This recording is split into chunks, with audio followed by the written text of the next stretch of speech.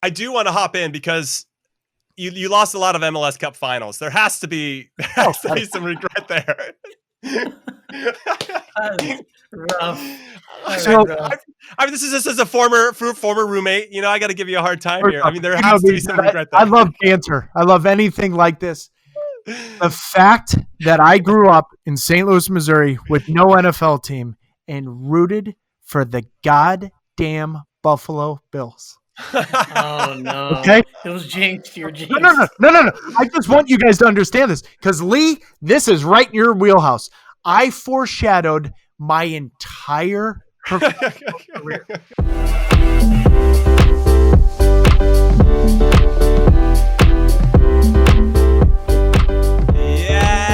What is up, everyone? Welcome back to the channel. I'm Jimmy Conrad, and this is our podcast. And I say our because I'm doing it with my special friend. That sounds kind of awkward, but my special, very, very special friend, Dr. Lee Hancock.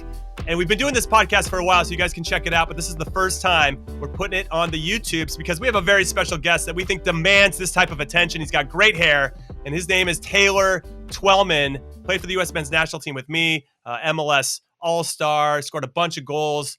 And we love him. We're really excited to have him on, and I'm excited to talk with him. How about you, Dr. Lee?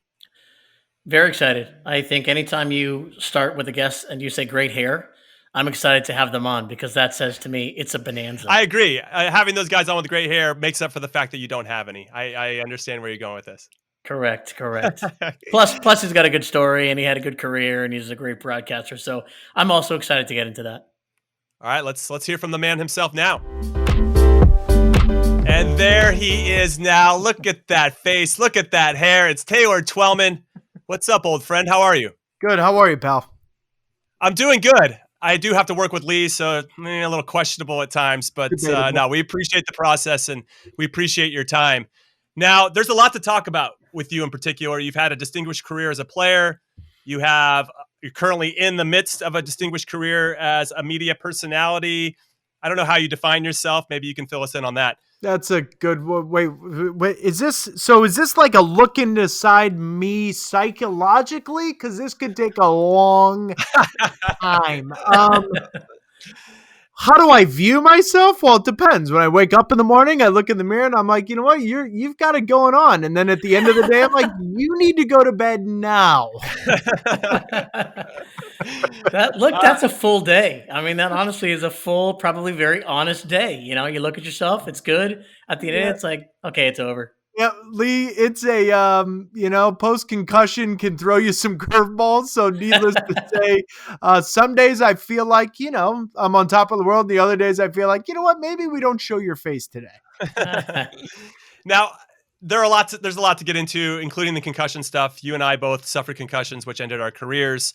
There's a lot to explore there, and we'll see if we get to it at that point. But there's one place I want to start, and that's you went to Maryland and then left to go to play in Europe at 1860 Munich. That was probably before a lot of players were doing that. We're seeing it a lot more now, and I kind of wanted to get your thoughts on how important that was for your own development as a player on and off the field, because I'm sure you learned a lot about yourself off the field too. It's a great question, Jimmy and Lee, because when you reflect on it now, people think we're so old because you see Tyler Adams and Giovanni Reda and Christian Pulisic and all these guys have so much success, Weston McKennie right away. And yet 1999, we just finished in the World Cup, the worst team in the 1998 World Cup, right? So Landon Donovan went over to Bayer Leverkusen. I went over to 1860 Munich. Steve Cherundolo was at Hanover right at the end of 1998. And needless to say, Landon was playing in the 4th division with Frankie Haydick. I was playing in the 3rd division with our reserve team. And that was just because certain teams weren't allowed to play in divisions higher enough. So it was humbling. It was at the right time for me. Jimmy Lee, I became the first American to win a bronze boot in a World Cup style tournament in the under 20s. I left that tournament and I had phone calls from Bayern Munich, Brøndby, Werder Bremen, and one other team. And 1860 Munich wasn't in that equation. But I was on a baseball scholarship at University of Maryland. So I had this real guilt trip that if I left the World Cup, only went to school for 4 months, didn't show up for baseball, which for the listeners and viewers at home, I ended up never playing a single second of baseball. But at the time, I was sitting there going, really? You went to school on a baseball scholarship and you're just not going to show up? I should have gone then. I didn't. But 1860 Munich and Brøndby were my two options after my sophomore year. And I just felt like I needed to go. Now, I went over there thinking, wait a minute, I just won the bronze boot, chest high, head high, thinking my shit doesn't stink. And they handed me 2 brushes with shoe polish in a bag. And they said, these are your 5 to 7 players that you have to shine their shoes. And I was looking at them going, wait, what? What are you talking about? One of them was Thomas Hassler, which Jimmy knows, one of the great players from the 90 World Cup, 94 World Cup team for West Germany at the time, and Martin Max, who had scored over 150 goals in the Bundesliga. And I'm sitting there saying, wait a minute, what?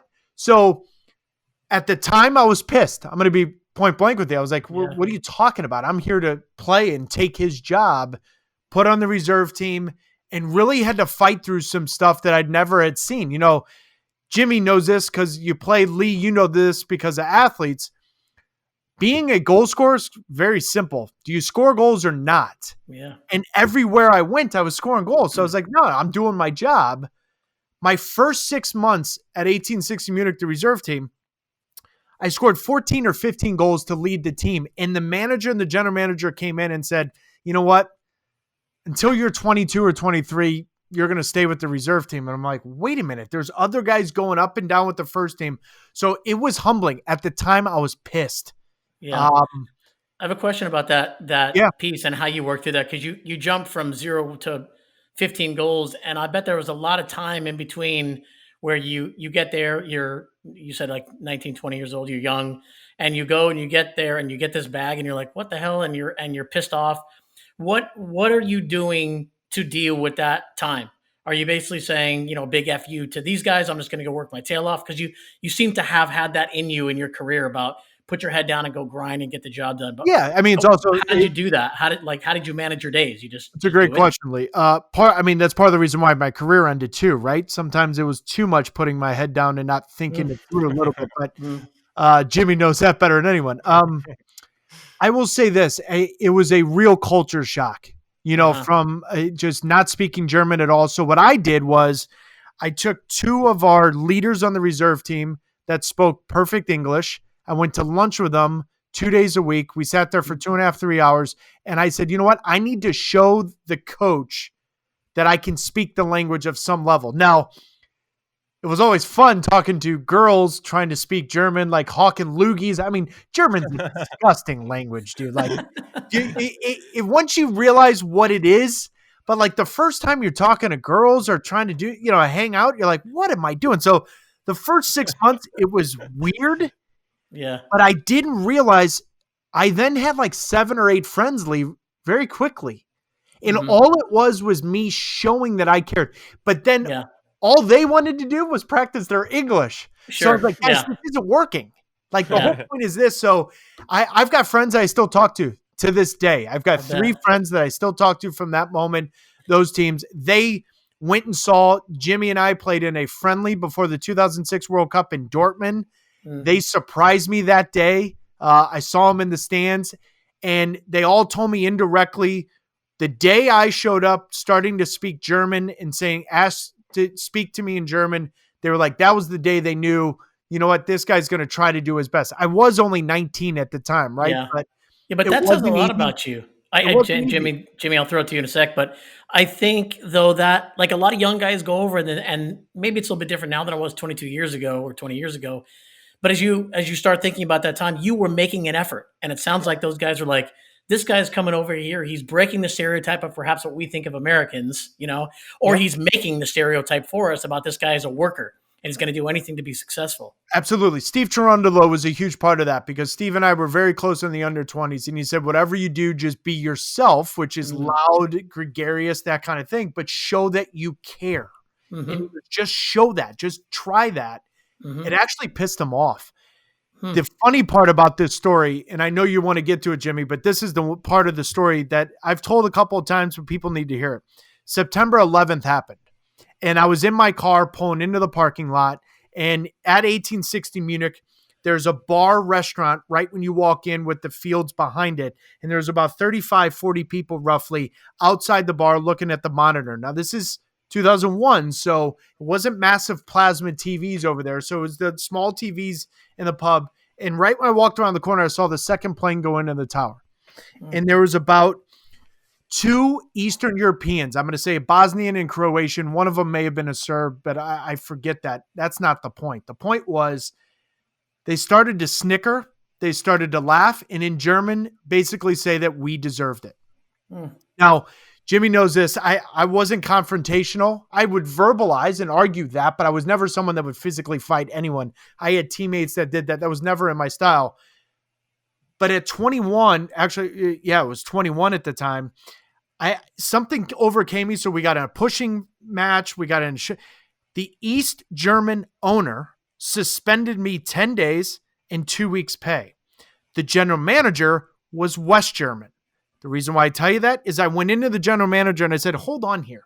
You are not suspending me and fining me at the same point. Look at what's going on. And the God love him. He looked me right in the face. He said, I'm going to tell the owner I suspended you and I took your pay. I'm not doing either, but you're going to go away for about 7 days. So that home game, first team plays and the reserve team. We are the only team in Western Europe. I'm going to repeat this. The only team in Western Europe that did not wear black armbands. Coach was East German. Owner was East German. 10 days after that, I walked in when I could return, walked right in the general manager, said, here's the deal. I'm out. I'm going to leave now, or you can try to work with me. The same week, Kaiserslautern, which Jimmy, you and I played against, I think it was Poland there, right? There's like 30,000 Americans on that army base. They started to reach out to Landon Donovan, but Landon was already in San Jose or on his way to San Jose. Corey Gibbs just came over to say they were trying to find 2 or 3 Americans to come to that team to try to use that as a marketing thing. I was one of them. I bit the hook right away. I was like, yeah, I'm going. East German owner said no. And that's how I ended up in Boston. But so when Jimmy asked me, how did it work? The whole thing encompassed in only 2.5 years, yet it felt like 4 or 5 years. When I reflect on it, it was the most important thing that happened in my career because I literally got humbled. I was made to realize you can do anything you did, but no one cares what you did yesterday. It's all about tomorrow. But more importantly, I realized how much I love this country. That was the most important thing for me was I didn't realize it because when you're over there, there's a lot of propaganda against the United States. There's a propaganda, certain things, whether it's against it or not, it could be true. That's not what I'm trying to say. But you got to remember for a white, blonde hair kid, blue-eyed kid from St. Louis, Missouri, I didn't know any of this. So I grew up way quicker than I would have if I did Project 40. If I would have stayed in school for all 4 years. I just grew up fast and I'm grateful for it. Long-winded answer of saying, Jimmy, that experience was a huge part of, I think, of shaping who I ended up being and who I am now.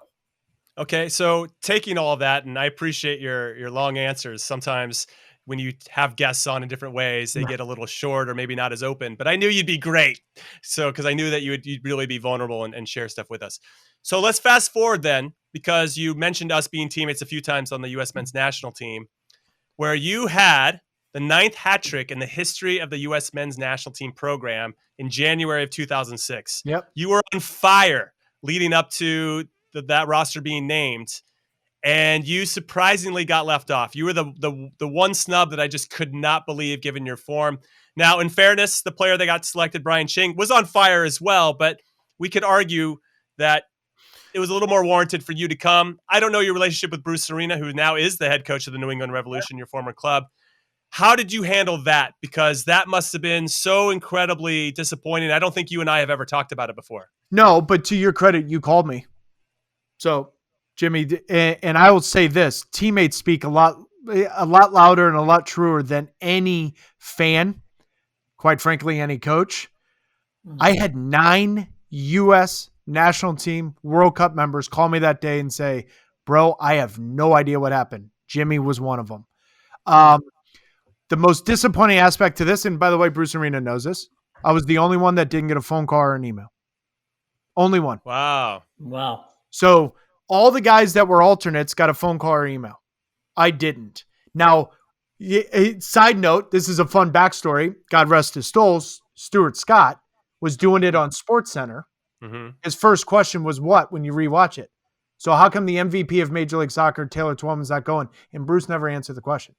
He redirected it. Now, I knew something was up. Because Ben Olsen was on ESPN 2 weeks before that, and he said he got a phone call. And I was like, huh. Now, I knew Ben would because he's basically Bruce's son. but in all seriousness, Jimmy, it was weird. It was people think I'm full of it when I say this. It was a hard one to take, something that I still to this day don't understand. And yet I'm okay with it because I did everything I could. It would have been such a nasty pill to swallow if I played like shit or if I wasn't good enough or if I wasn't delivering. Then you always have this little thing in your head going, you didn't play well that game, or Bruce had this inkling or whatever it may be. I mean, here's the funny thing. That year ended, I was the leading goal scorer. I'm the answer to a trivia question. I led the national team in goals in 2006 and didn't go. Well, here's the question, because I think that's a long processed, you've had 14 years to, or so to deal with that. So what about during that time? Like, no. People, listen, I had my uncle who was on the PGA Tour at the time called Sunil Gulati and Dan Flynn. I had multiple media family members upset. Jimmy knows my background. Lee, we've got 12 athletes in my family professionally. It was weird, but my grandfather died 37 hours after the announcement. And it put it all in perspective where everyone's bitching about me not going to the World Cup or upset about me not going to the World Cup. And my mom's literally mourning the loss of her father. So that first game after the announcement, we played the LA Galaxy. There was massive signs behind why not Taylor, all this stuff. I literally scored, I think it was like 4 minutes into the game. Lee, all I was thinking about is I had 75 to 80 family members in my mom and dad's house watching the game, mourning my grandfather. Yeah. And yet here I am sitting there saying, no. What about me? Yeah. And so I remember post-game, the interview, I cried. I sobbed my ass off in the locker room, and everyone thought it was about the World Cup. And listen, the emotion about the World Cup was in that. But there was a realization for me at age 26. There's other shit here. Like my mom lost her freaking dad. And now I'm making this because I didn't make a goddamn team for a coach that never liked me from the beginning. I could have scored 100 goals that year. I wasn't going. Sorry, I laugh. Obviously, I lived it with you. You were my roommate for a lot of things, and so I can speak to it. Yeah. If I can throw this in and make an observation about both of you. Yeah. You guys are similar a little bit Very. here, and big personalities, but and definitely talk for a job and are very good at it. Yep. But you're so mindful and thoughtful and caring, and that stuff hits you pretty deep, it seems. But Lee, think about Jimmy. Think about Jimmy's career. Well, Jimmy had to work for freaking everything. And that's the second thing about both of you, is that while you're processing this, and you seem to be able to compartmentalize and basically give an FU and go, I'm going to put my head down and I'm going to work my tail off, whatever it takes, and also grieve. And I find that just very intriguing about you guys as athletes. Lee, what's interesting about Jimmy though, and this is because we're honest and truthful. I never had any. I won everything. I was an All-American at baseball and soccer. It didn't matter. Like my genes, if I walked into my family at Thanksgiving dinner and said, I'm going to be an accountant or a teacher, everyone at the dinner table would look at you and go, what huh? Right. So when Jimmy and I connected, the one thing we had in common was we were going to do everything we could to maximize our individual thing, but also have fun. That's the one thing that few people. Jimmy was as serious as they came. but we had laughs. We drove people nuts because for us, we were good. Listen, this is our one ticket at this entire thing. I need a story. I need some shenanigans. I can see you. But there was a time where Bob Bradley had taken over for Bruce, and we both got called in, and then Bob would be acting like Bob, and all of a sudden Taylor would be like, "No fun police have shown up. The no fun police have shown up." And I was like, I can't believe he's saying this out loud with an earshot of Bob, but we're all cracking up. Bob heard it. He heard it for sure. He heard it. Yeah. I mean, you say that Bruce didn't like you as a player and it didn't matter what you did. I felt the same way under Bob. And I felt the same way about anybody that played under Bruce and then also played under Bob. He just didn't like Bruce's guys. You know, he didn't like Bruce. He wanted to distance himself as much as possible. He didn't want to rely on any Bruce's guys because Pablo Mastroianni got hosed as well under Bob.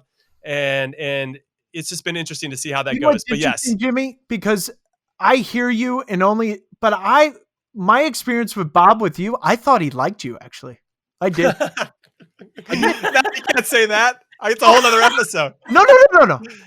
You scored the goal against Mexico. You were on ESPN afterwards saying, get rid of the interim tag right now. Yeah, that's right. I just said that.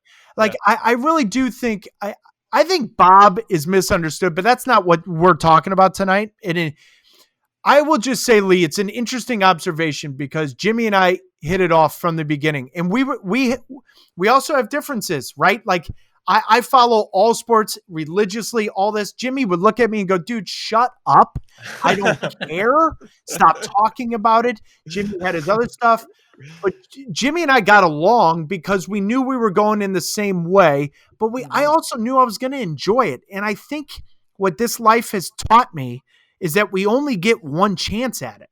And I don't have a goddamn regret. I know people think that's insane, but I've had I don't regret going in and losing my career on a header. I did it a million times in my career. I don't regret anything I did with Jimmy. And that's those stories with the no fun police with Bob. So funny. Peter Novak would go, dude, Peter would literally come up to me and go, you know, we can hear you. And I said, Peter, this is all I would say to Peter. I go, Peter, how hard are you laughing? He goes, it's hysterical. I go, dude, this is what it is. Now, Bob and I had some knockout, drag out discussions during that trip because he's like, dude, everything can't be funny. Everything can't be. Like, I know, Bob, but we're out here for 4.5 weeks. I'm doing my best, right? But Jimmy, Lee, it's an interesting observation, but I don't want to take away what Jimmy did with that comparison because Jimmy overcame way more obstacles. We all have trials and tribulations. That's not what I'm saying. Yeah. But what Jimmy accomplished, I would put in the same category as Chris Wondolowski. You maximized everything. You got 100% out of every single ounce of that body. That is the real tribute to an athlete versus someone, I will never name names, but there are athletes that reflect on it that I talk to now and they're like, if only I did this. And I'm like, no way. Like Chris Wondolowski, there's no way. I don't care about the miss against Belgium. He's maximized his career. Jimmy Conrad was the same way.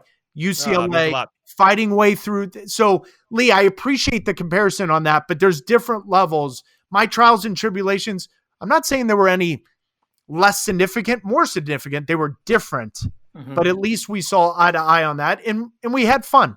Yeah. That's the greatest thing I could say is I enjoyed every single second of it, including the World Cup. I do want to hop in because you lost a lot of MLS Cup finals. There has to be some regret there. Rough. So, I mean, this is a former roommate. You know, I got to give you a hard time here. I mean, there has to be some regret there. I love banter. I love anything like this. The fact that I grew up in St. Louis, Missouri with no NFL team and rooted for the goddamn Buffalo Bills. Oh, no. Okay? It was jinxed. You're jinxed. No. I just want you guys to understand this because, Lee, this is right in your wheelhouse. I foreshadowed my entire professional career. My brother was the opposite. The Dallas Cowboys, Notre Dame, and guess what my brother did? He won state championships. So here's the best part. Jimmy, you'll love this because I don't think you even know this. 5th, 6th, 7th, 8th grade. 4 state championships. Lost all of them by 3-0 or more. No way. Okay. Basketball, those city championships, lost in the final. We go to MLS, I lose 4. I go to my freshman year, I go to the Final Four at Maryland, we lose. Now, granted, that was the semifinal, but neither here nor there. It was so I own it. It's amazing to think about, but Lee, like, what the F? Like, you lose all 4? Jimmy, if we can talk about Taylor for a second, as if he's not here. Let's do that. Go ahead. He just said before your question that he won everything. And I feel like, you know how you've always said that Jimmy Conrad needs a doctor, you could replace me? I feel like Taylor Twellman needs a doctor is the next podcast. And I feel like you're going to get replaced here pretty quickly because there's some calculations going on in Taylor's head that it's a little bit lost. Lee, it's amazing. So anyways, I was a Buffalo Bills guy. I was a massive Fab Five guy. What did they do? God. Dude, if you really want to get into here, it's like, oh, dude, he'll get you to the final. He'll do anything he can. But on that day, something's going to go haywire. I said you guys will love this. Before the 2007 MLS Cup final, listen, we've already lost 3. Who gives a shit? Right? So I said to everybody, I go, let's go out and just have a night out in the town. Screw it. Like, if we lose the 4th, who cares? We've already lost 4. But what if it takes away all of that, like, anxiety about playing in the 4th, right? Because we played it, and Jimmy remembers this, but Lee, we played in the Open Cup that year and won the goddamn thing. You guys won a couple of Open Cups during that stretch, right? Didn't you? No, we won an Open Cup. We won a Superliga, which I have a watch that turned into a dog chain, but that's neither here nor there. So we won an Open Cup that year, and we all went out and had a blast, and I'm thinking, this may be the trick. We didn't do it, and we lost to Houston 2-1. I wonder, though, if those losses impacted your persistence, because you don't seem to hear the word no very well, and you just kind of seem to, which is Herc talked about this when he was on, it's like, you just keep going, somebody tells you no or stop, and you're like, you don't get to tell me, I will tell myself. Yep. And I think that those things, as painful as they were, for sure shaped your pursuit of greatness. And it has continued as you have shown in your broadcast career. Yeah, Lee, senior sophomore year of high school, we played in the state final in St. Louis. And this is what shaped me. This was my rude awakening to a lot. I didn't know a lot of this. We play in the state final, 8,000 people at St. Louis Soccer Park. We're 0-0 game, and there's a penalty. All the seniors and juniors start hiding, tie their shoes. I raised my hand, went up, missed the penalty. Right? Okay. Ready for this? Nope. I can't get enough of this. No, This is unbelievable. Missed the penalty. Front page of the St. Louis Post-Dispatch is not the team winning. It's a picture of me missing the penalty. Think of that. Just think of that. Pat Noonan was on the other team. He was a freshman on the other team, right? So great rivalry. I'm the starting point guard for the basketball team. I got to play a game 2 days later after soccer just ended. I go to the free throw line against the same school. My fans are booing me. Okay? We go home. The house is egged.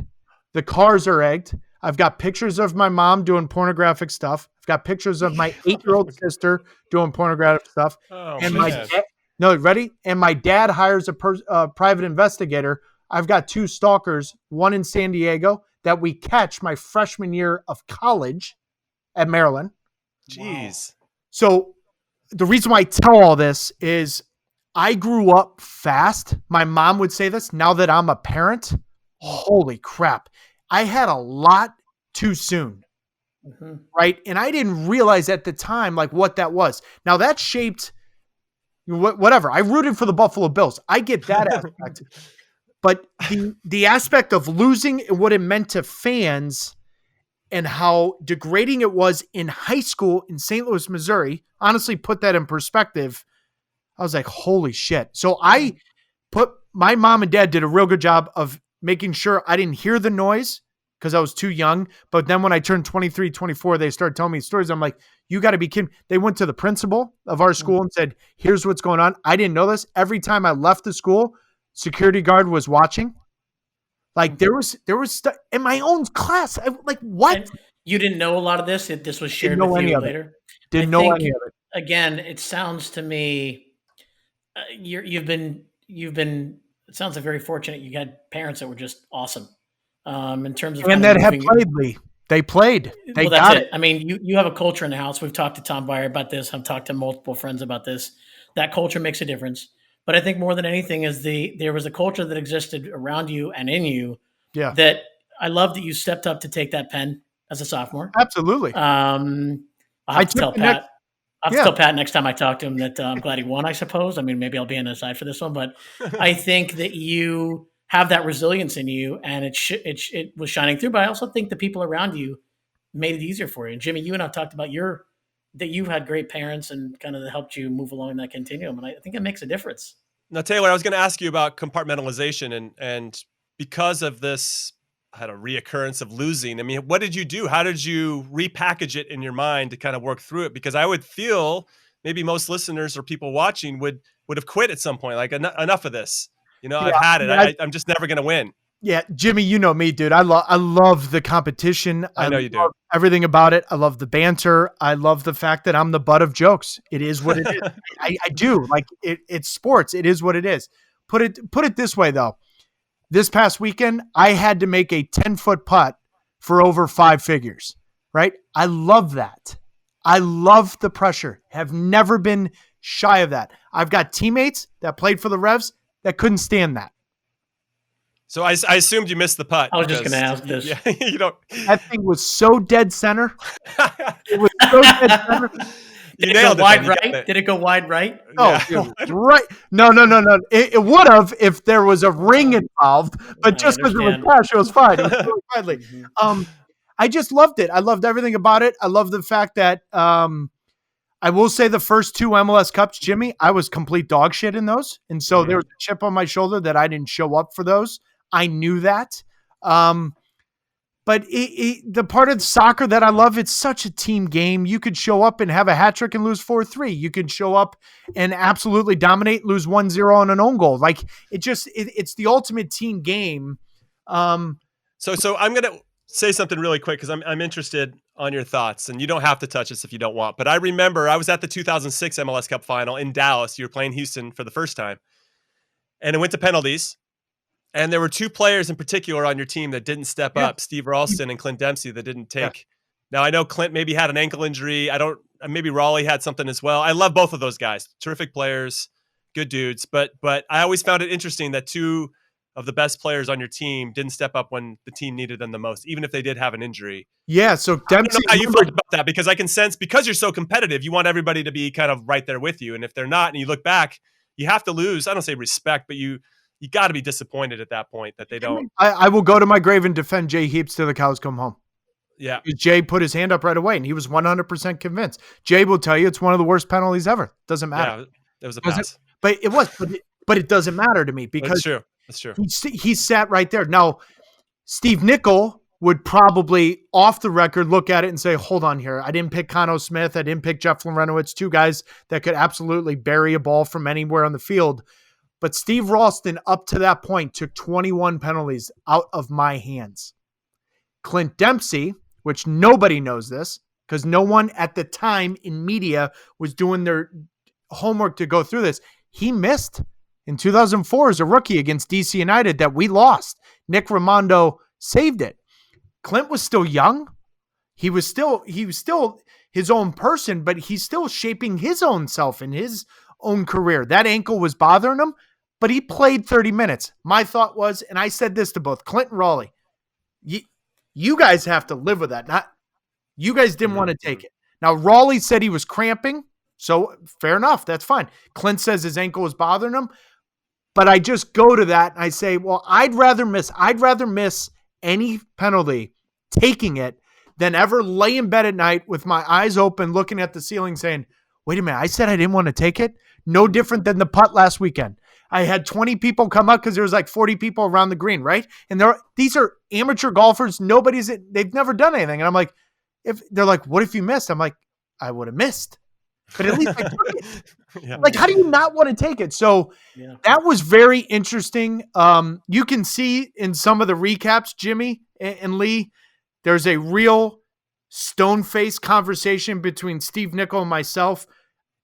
You can figure out what we were talking about, but that was Steve Ralston was my roommate for God knows how long, 9 years. And afterwards I just looked at him. I was like, dude, you on one leg's better than half these guys, so I wish he would have taken him. I wish Clint would have, but that's up to them. And I'm not sure it bothers them that much, but you never know. It may bother them.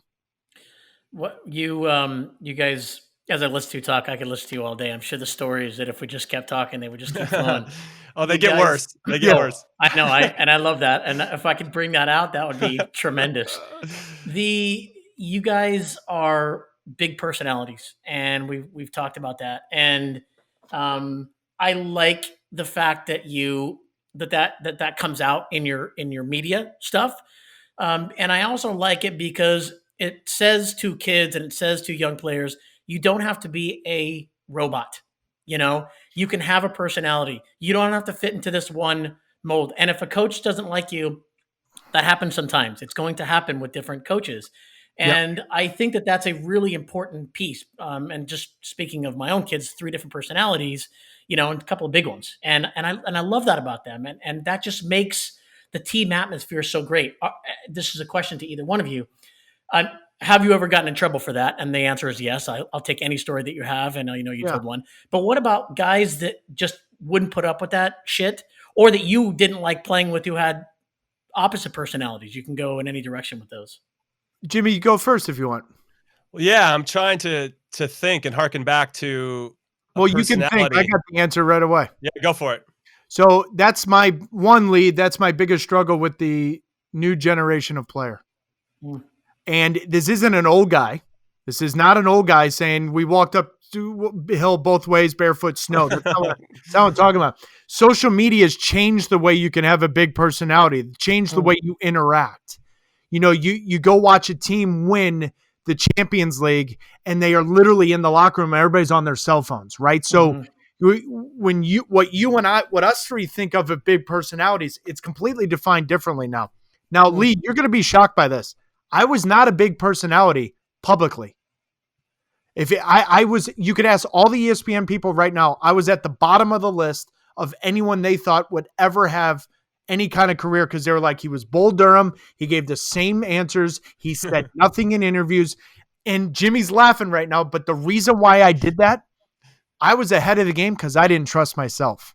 If I honestly, as a player, gave my opinion that I do now, I would have pissed off my teammates, but I also would have given bulletin board material to the opposition, which would have been completely stupid as the leading goal scorer of trying to do stuff. Like, why would you do? So when I would go up against the Eddie Robinsons and the Danny Califfs that I knew my life was in danger, I was literally always like, I remember going up against, not name dropping, but Carlos Puyo. In the first tackle, he went right through me. I was like, oh boy. And I'm trying to hey, how are you? Like, my whole goal was, no, let's tone it down so then I can beat you, right? So, So Lee, this personality has always been there. I'm not lying but publicly, when you ask anyone, no, I was boring. I was a terrible interview, and I did it on purpose. It was calculated. An interview is totally different than a training session. I'm sure in training was a completely nightmare. I was top 3 biggest dildos no doubt about it. I would say that Taylor was Bull Durham. I think that's a good way to explain it. Same answer is very cliche. I wish, though, he would have been his true self, because it would have been very Zlatan-esque, I think, in a lot of different ways. Fun. Jimmy, it would have been a lot of fun. It would have been great. Yeah, but again, though, you grew up in a house where you knew how to handle. My dad would have had me by the scruff of the neck being like, dude, what are you doing? You're going to break your leg. Like, what are you doing? Yeah. Be quiet. Even though that was kind of funny what you said. My dad would always do that. He's like, tell me true what you said, but don't do that publicly. I'm like, come on, Dad. Yeah, my biggest example, and eventually we'll have him on the show, was Oguchi Onyewu. Yeah. There was a time when he was very hard to play with. He just kept to himself. He had his own ideas about the game. I never felt like we were close. And I thought as a center back pairing, it was important to have that rapport so that I knew that he had my back and I had his.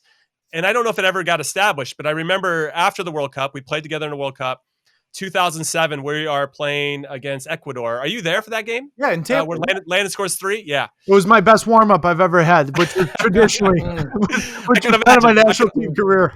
I can imagine. Your shorts were as tight as ever. Oh, dude, I looked great. I'd come in and eat more than everyone, because everybody's like, "What'd you do?" I'm like, "I just ran for 75 minutes warming up. What do you want me to do?" Anyways, carry on, Jimmy. So I remember, though, the day before the game, Gooch was he's talking down to me. And at this point, he was at Newcastle playing with Titus Bramble.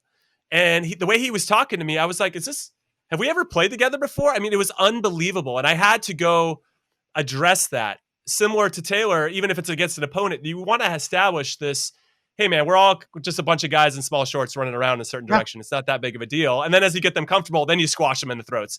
But that's for an opponent. But for your own teammate, it just felt really weird. And I had to go break that wall with him because he carries himself in a way that's tough to, like, you don't know how he's very serious. So I went up to him after that training and said something, but I remember feeling very uncomfortable, and he did. He relaxed and he's like, "I'm so sorry. I've just kind of come from this culture now where, Titus Bramble, if he does something wrong, he throws me under the bus, And so he got very protective in that way. And I just said, "Hey, man, this is the national team. We got each other's backs here." And Jimmy, you bring up such a great point for the listeners and viewers, because the national team's supposed to be everyone on the same page. And club-wise, at the highest level, dude, it is cutthroat.